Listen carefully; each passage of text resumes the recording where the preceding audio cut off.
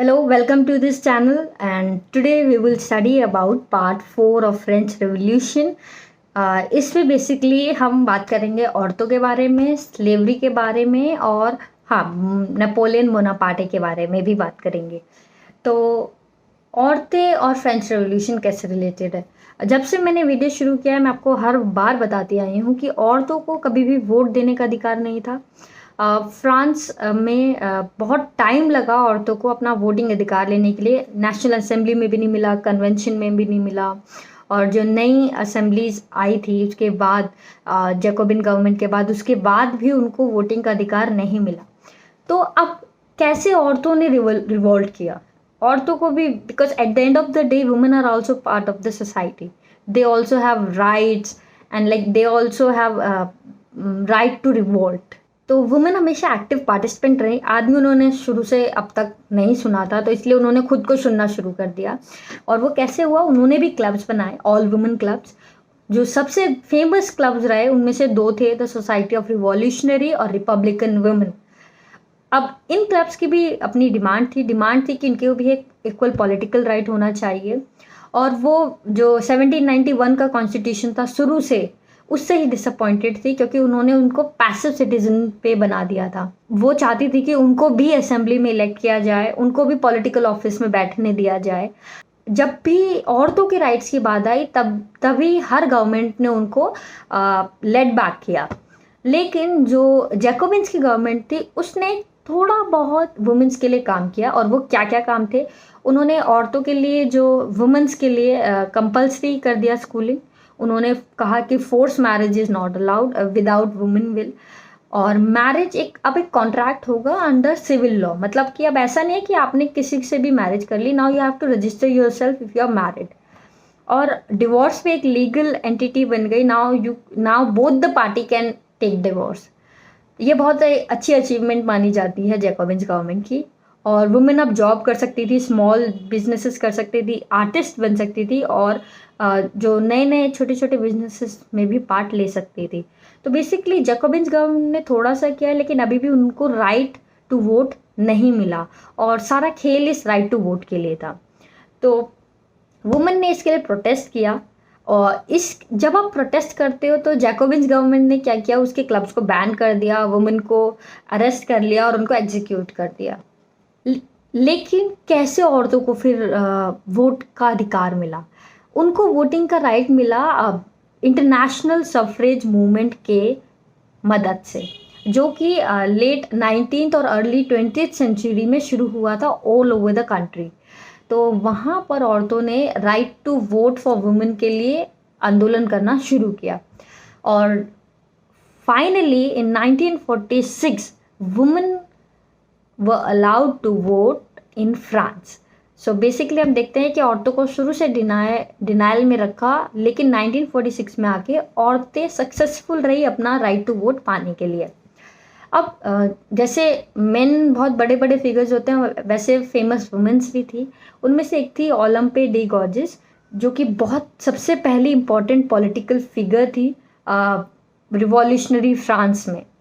उन्होंने जो सबसे पहला नेशनल असेंबली बना था उसके ही अगेंस्ट प्रोटेस्ट किया था। उन्होंने कहा था कि declaration of rights of main and citizen is not correct. तो इसीलिए इसके प्रोटेस्ट में उन्होंने लिखा declaration of rights of women and citizen. उन्होंने माना कि औरतें भी इक्वल सिटीजन हैं, इसलिए उनको भी वैसे ही अधिकार मिलना चाहिए जैसे आदमियों को मिलता है। उन्होंने इसी सेम चीज़ को क्वीन और नेशनल असेंबली को बताया, लेकिन क्योंकि उस वक्त औरतें बिल्कुल भी मजबूत नहीं थी, तो इस वजह से उनको क्रिटिसाइज़ किया गया जैकोबिन गवर्नमेंट के द्वारा, और उनको जो वुमेन क्लब था उनका क्लोज कर दिया गया। उनको जेल में डाला, उनको ट्राई किया, उसके बाद उनको एग्जीक्यूट भी कर दिया गया था। इसीलिए जो ओलंपे डी जॉर्जिस हैं वो एक बहुत फेमस फिगर रही फ्रांस की वुमेन रिवॉल्यूशनरीज में, क्योंकि she was the first woman who talk against the injustice towards women. अब ये हो गई वुमेन्स की बात। अब स्लेवरी के बारे में, जिस तरह जैकोबिन्स ने औरतों के लिए थोड़ा सा काम किया, उसी तरह जैकोबिन्स ने स्लेवरी के अगेंस्ट भी कुछ नियम बनाए उन्होंने। अपने एम्पायर में उन्होंने अपने रिजाइम में स्लेवरी को भी बैन किया था।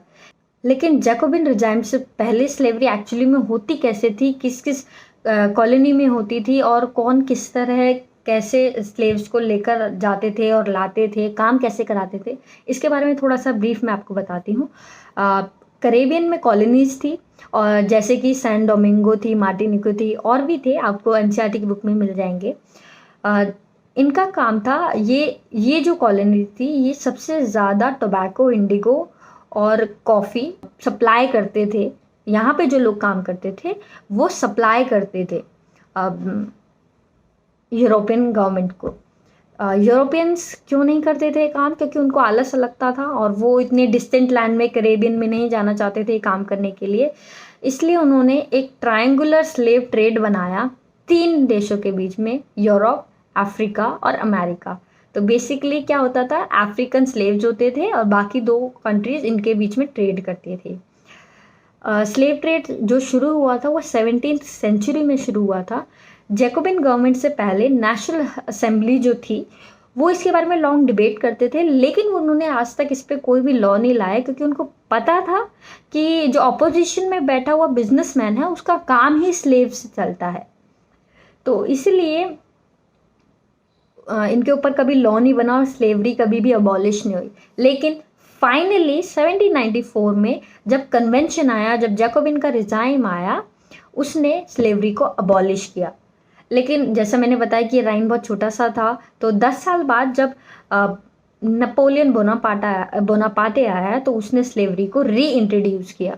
अब री इंट्रोड्यूस किया तो जो अफ्रीकन निग्रोस थे वो अब एनस्लेव होते थे। अफ्रीकन के जो लोग थे उनको एनस्लेव किया जाता था। और 1848 में कहीं जाकर, नेपोलियन बोनापार्टे के बाद कहीं जाकर 1848 में स्लेवरी को बिल्कुल अबॉलिश कर दिया गया। तो जब 1789 के बाद नेशनल असेंबली बना तो बहुत सारी चीज़ें जो पहले नहीं थी उनको अलाउड किया गया। जैसे कि जो सेंसरशिप था उसको एकदम ख़त्म कर दिया गया था। Now people have freedom of speech, they can write anything, they can they can talk, they can have strong speeches. Press जो थी वो बहुत फ्लरिश्ड हो गई थी। Book can be printed, pamphlets, books and they all can be printed and circulated easily. Pictures भी बहुत आराम से फ्लडेड हो गए थे पूरे टाउन में। और ये बात करने लगे कि कैसे फ्रांस में चेंज आया, किताबें जो लिखी गई तो चारों तरफ ये किताबें फैल गई और सभी लोगों को, मोस्टली जो लोअर क्लास थी उसको भी पता चला कि फ्रांस में बदलाव आ रहा है और बदलाव कैसे लाया जा सकता है। इससे जो लोअर क्लास थी उसको सपोर्ट मिला आगे बढ़ के आने का और अपने लिए रिवॉल्ट करने का। तो चलिए इस स्टोरी को एंड करते हैं फ्रेंच रिवॉल्यूशन की। तो 1804 में नेपोलियन बोनापार्टे ने अपने आप को फ्रांस का एम्परर घोषित कर दिया, यानी वो अब डिक्टेटर था फ्रांस का। उसका बहुत बड़ा रोल रहा यूरोप को मॉडर्नाइज करने में। उसने कई लॉज इंट्रोड्यूस किए जिसमें प्राइवेट प्रॉपर्टीज़ को प्रोटेक्शन करने का भी लॉ उसने बनाया। उसने एक यूनिफॉर्म सिस्टम बनाया जिससे वेट और मेजर किया जा सके। मतलब उसने एक प्रॉपर 1 किलो इतना होता है, 100 ग्राम इतना होगा, तो उसने वो प्रॉपर वेटिंग सिस्टम बनाया। और उसने वो सिस्टम बनाया डेसिमल सिस्टम से। उसने इनिशियली उसको देखा गया, क्योंकि उस वक्त जैकोबिन गवर्नमेंट नहीं थी और जो नई गवर्नमेंट आई थी वो भी बहुत ही क्लैशेस में था।